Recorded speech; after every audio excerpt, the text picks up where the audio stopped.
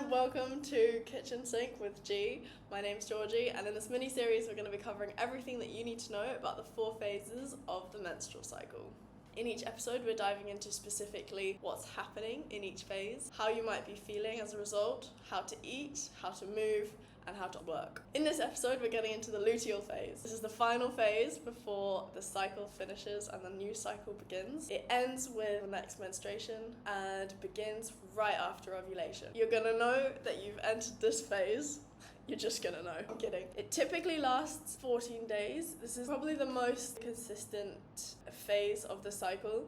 So following ovulation, the next chapter, this phase, will take about 14 days. With the follicular phase, there's a massive variance. It can be from 15 to 27 days. This phase is 14 days. It's 2 weeks from ovulation until your next period. So, what is actually happening in this phase? Ovulation's happened, the follicle has ruptured and burst, the eggs come out, it's been taken down the fallopian tubes, making its way to the uterus where it's going to implant. Essentially, the body is preparing for a potential pregnancy. So, the follicle that burst, we talked about the follicles in the follicular phase episode. The follicle that has ruptured is now going to turn into a weird organ. It's actually an organ called the corpus luteum. Corpus luteum is a temporary organ, which is why science don't really, it's a bit of a weird subject, but it produces progesterone. Progesterone, as we've just seen, is the one that's going to keep climbing and get higher and higher and higher. Progesterone supports the thickening of the uterine lining. The uterine lining needs to thicken in case there is a pregnancy, in case the egg that will implant in this phase, if that was a fertilized egg, it's going to need somewhere to hang out, it's going to need nutrients getting to it so that the cells will replicate and essentially it will grow into a baby. But the start of this is to make sure that the lining of the womb is nice and cushy so that if the egg is fertilized, it gets everything that it needs to be able to grow big and strong. If there was no successful fertilization, the body knows this and recognizes this around day 21, which, as we saw, is when there's a peak and it starts to drop off. After day 21, the body knows and it goes into an ultra slow, you'll feel this, you know the week before your period, so you know what I'm talking about. It's almost, you can think about it as your body sort of upset that it's not pregnant. Think about it, the cycle passed, it's been preparing and getting itself ready for a potential pregnancy, and then once it realizes and recognizes that that's not going to happen, it has to start basically taking down the scaffolding or taking down everything that it's built up. So the uterine wall starts to degrade. There's a lot of other processes behind that, but essentially the uterine wall prepares for its breakdown, and then your period is the uterine wall leaving. And then a new one is built and everything happens again. So, I'll show you my little whiteboard here. And I knocked glass.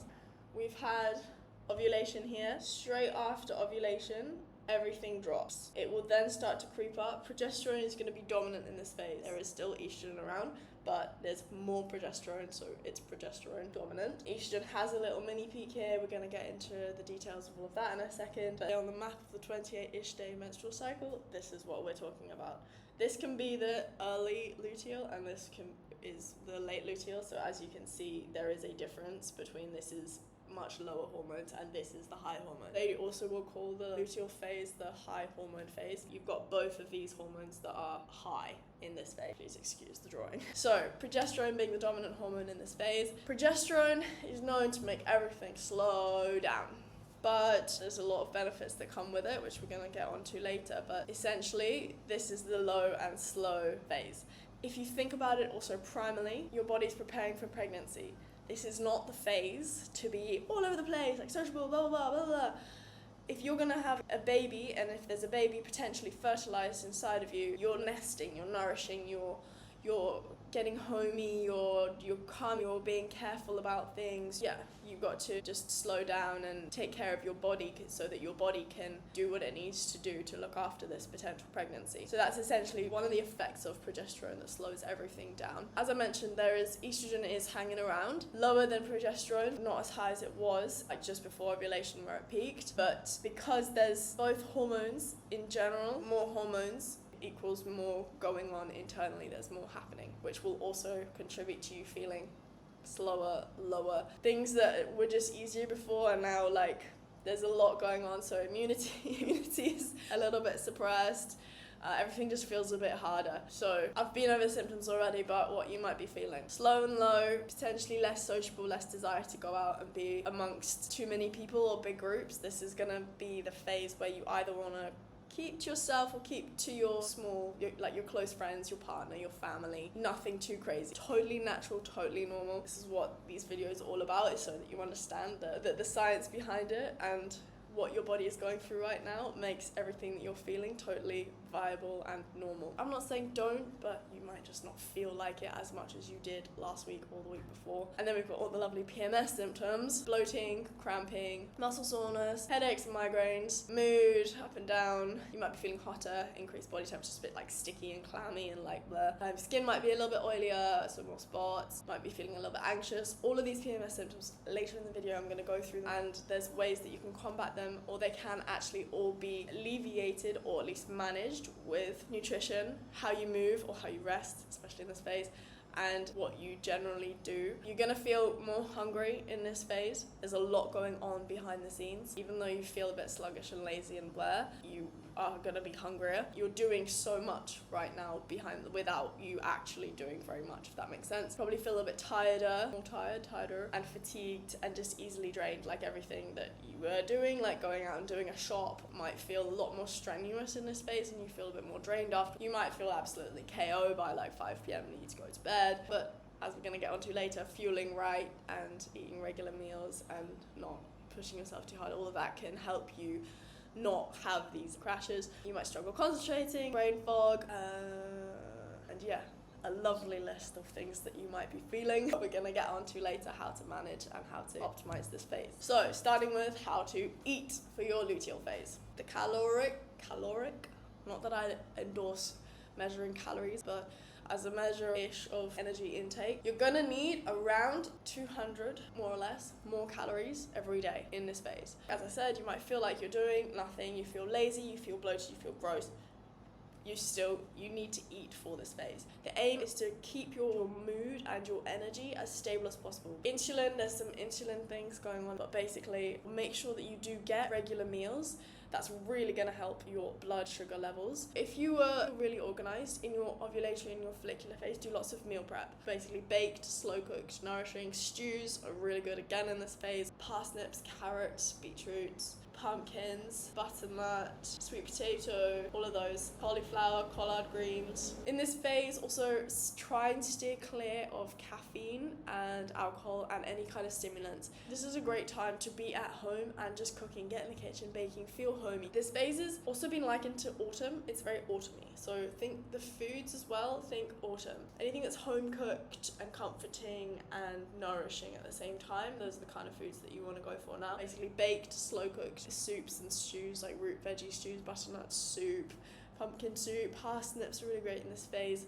Junk food, anything super sugary or fatty, greasy, is not worth the instant gratification. Stay hydrated. Elevated hormones in this phase are gonna affect your body's hydration, so just make sure that you are getting enough fluids in.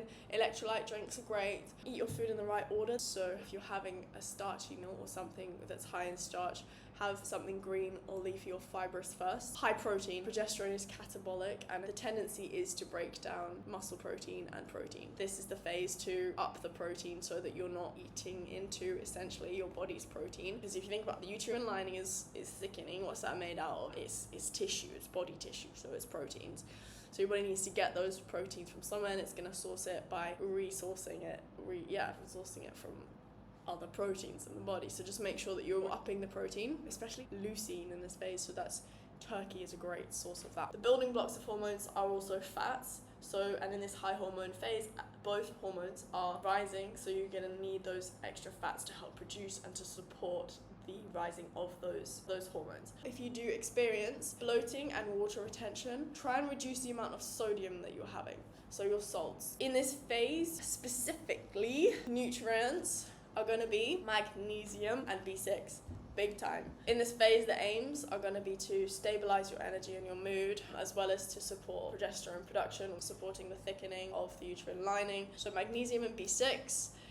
Magnesium is found in, wait for it, dark chocolate. oh my god, that makes so much sense. But yeah, dark green leafy veg, pumpkin seeds, B6 is going to be in your cold fish, whole grains, nuts and seeds have B6. There's more specific ingredients on my website, which I'm going to link in the description below. Omegas for cramps. Vitamin D is also really important for progesterone production, as is zinc, which not only supports a healthy ovulation, which just happened, but for the health of the corpus luteum, which is what is supporting progesterone production.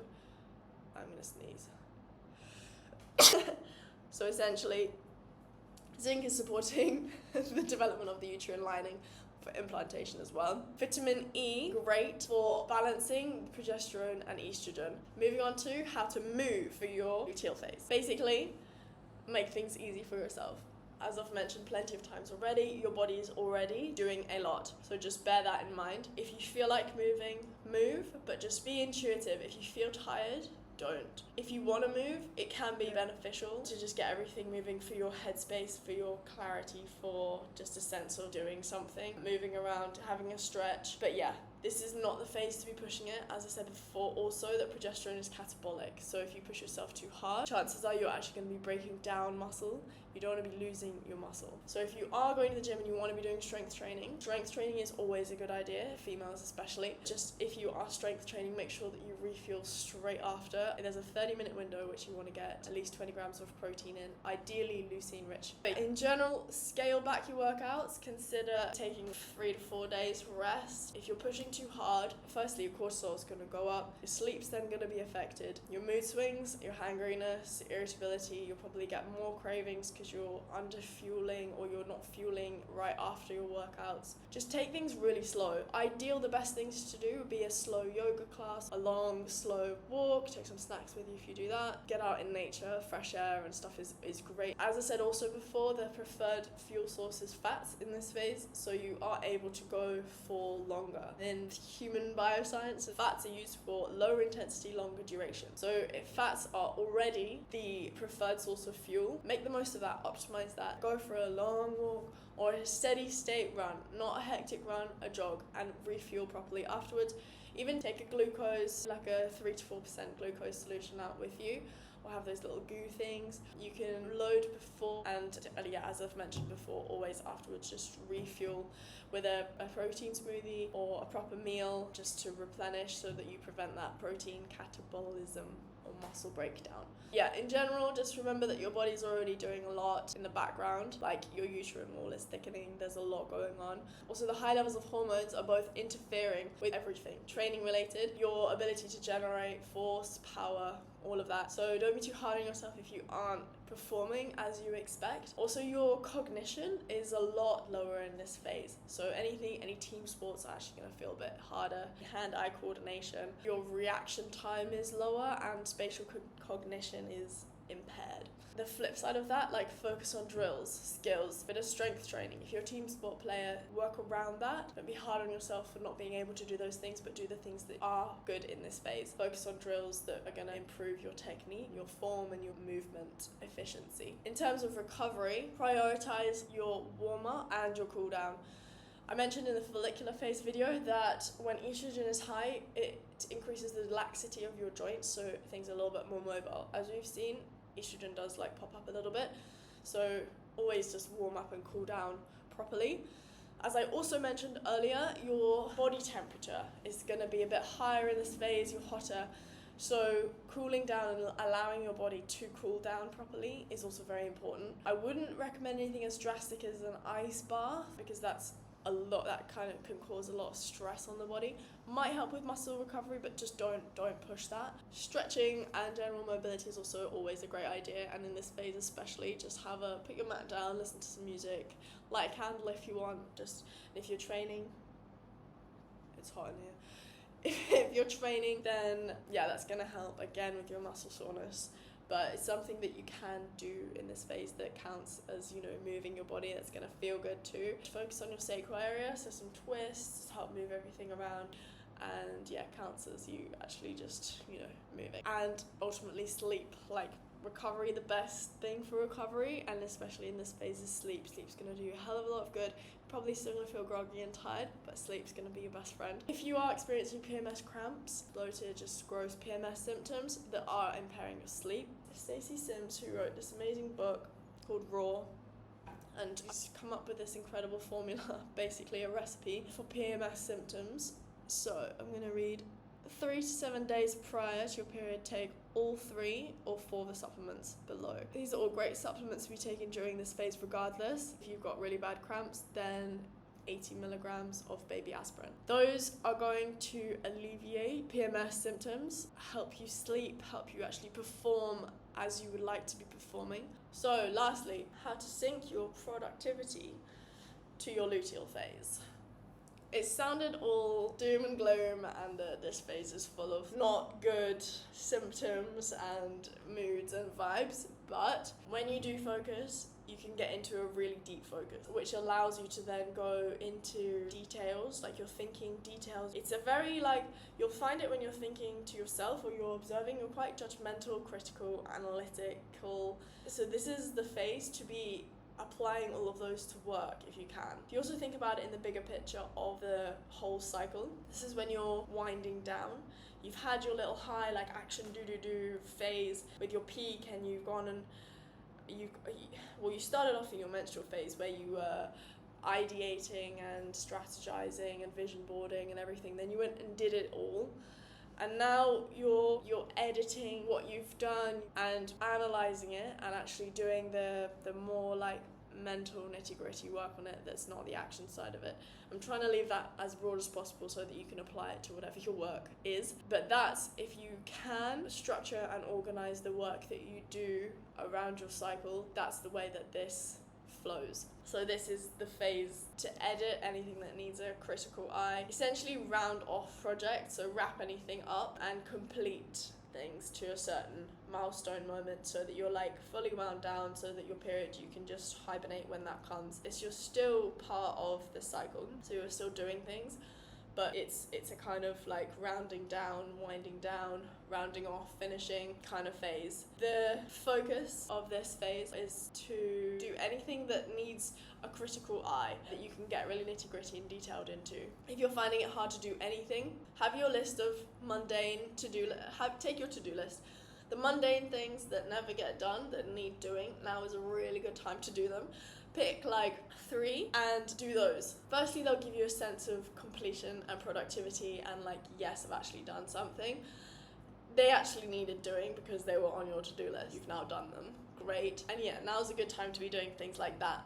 Also, homey things, anything that needs like tidying, organising, clearing out, anything just makes you feel a little bit more together and organised, because that's going to help you feel a bit more together in general. And also the rest of the cycle, you're wanting to actually get out and do things, and potentially you went and you were so busy going out and doing things and made a mess, or things are all everywhere. Now's the time to organise things, put things back in their homes or like in their piles or where they belong or whatever. Now's the time to be doing that. I've said the word nesty a lot. Your body is preparing for a potential pregnancy, so it's wanting to make things homey. So you might find yourself on like IKEA or looking at like homeware stuff or things that can make you like, let's get a new rug, or let's get a hammock, or things that make your home a bit more homey. Because if you were getting pregnant, it still doesn't know until about day 21. If you were, then this is where you're going to be chilling, because you're not going to be out there like sourcing food and being a man. You're growing a baby inside of you, so you're kind of thinking subconsciously, I guess, already about making your home a bit more homey so that you can nest. That's where I've been using the word nesting a lot. So just beware that you don't do too much or take on too much, because it's going to feel super overwhelming in this phase. So if you can reduce what you are taking on right now and delegate and do things and not do things that you aren't good at, don't like doing, or don't have to do, don't do them in this phase. Avoid anything that's going to cause you to feel a little bit stressed and anxious in this phase. If you can, delete it. I'm just charging my laptop. Also be aware of your mind's already thinking quite critically, and especially if your blood sugars are up and down or you're a bit hangry, just beware of being too critical on yourself or of others. Just think about what you say before you say it, if it might come across as super critical. Or at least, like, if you did, then just know, just like make people aware, listen, I'm in my luteal phase, my period's coming next week, I feel like crap, I'm sorry I said that. And yeah, work in intervals, so time blocking, take little breaks when and how you can, have some snacks. That really is going to help your mental state and you not feeling hangry, gross, irritable, these PMS symptoms. As I said before, you need the extra calories in the day anyways, like you need the extra energy. It's going to keep your blood sugar stable, keep your mood stable, keep your energy stable, help you focus better. I mentioned before about caffeine being like a up and down. Don't rely on caffeine for energy. Probably try and limit your caffeine, because if you start the day with a massive energy boost, you're really going to feel the crash. So if you can have something a bit more stable, or at least have 20 to 30 grams of protein before that caffeine, or just go for a matcha, or definitely always have it with some form of milk so that it's not black. Black's very like, Stay hydrated. Caffeine is dehydrating, so it's gonna dehydrate you as well. Another reason to maybe err on the side of caution when it comes to caffeine. High protein and fats in your snacks every 3 to 4 hours. Sleep, prioritize sleep. Rest as and when you can. If you're feeling tired, if you can, don't have the coffee, just chill. Stay hydrated, and yeah, keep moving but slowly and gently. You might just want to be a slug on the sofa all day. You can be a slug on the sofa, but do it in your little time blocking intervals. So get up and go for a pee once you're up. Have a stretch, have a move around, maybe go for a little walk. Keep it different and varied. So to round off this section, I know this phase, it's not everyone's favorite phase. Some people it is. I know people who it is, because it allows you to really sink into deep thought and deep focus, and it's creative phase. And if you're not typically a bubbly, sociable, energetic person, like, this is your phase. So I know it sounds a lot of doom and gloom, but whichever type of person you are, that's the way to optimize it, how to manage it, and you'll know that this phase finishes when you get your period. I hope you enjoyed this episode. I'd recommend watching it when you're actually in this phase. If you're in a different phase, there are 3 other videos, menstrual, follicular and ovulatory, that you can watch, or save this video for when you are in those phases. Make sure you like, comment, subscribe, and all the information, pretty much all of it is on my website, georgie.co.uk, and I'll link the specific things below. But that is pretty much everything that you need to know about your luteal phase.